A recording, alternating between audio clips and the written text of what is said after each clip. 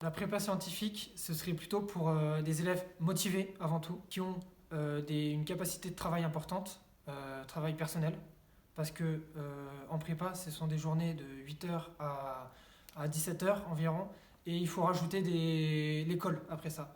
L'école, c'est une interrogation orale par groupe, et donc après cette interrogation, il y a le travail personnel. Le travail personnel, euh, c'est très très important. C'est vraiment ce qui fait la réussite. La régularité, c'est à peu près entre 2 et 4 heures de travail personnel.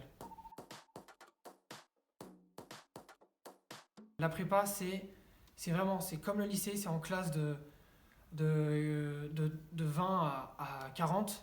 Mais il ne faut pas oublier que c'est une charge de travail très, très importante. Beaucoup donc de travail personnel, volume horaire.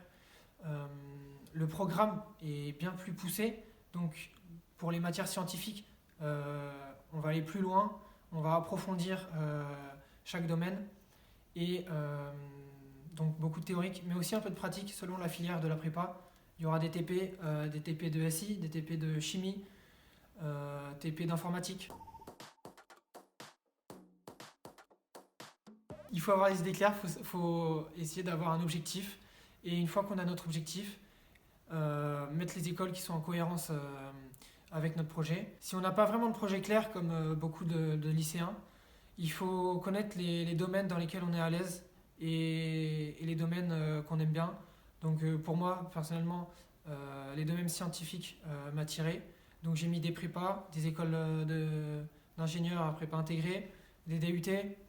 Il faut que le panel soit assez élargi pour avoir le plus de possibilités d'admission. C'est toujours plus facile de travailler quand on aime ce qu'on fait et ne pas oublier de bien remplir son dossier, donc les lettres de motivation, notre profil, les critères de notre personnalité. Il faut bien prendre du temps pour remplir, c'est une grosse partie de la sélection. En ce moment, les concours, c'est la réussite, c'est la fin là. On est content quand on arrive en prépa, mais on est content quand on ressort aussi. Et vraiment, c'est la dernière ligne droite, les concours.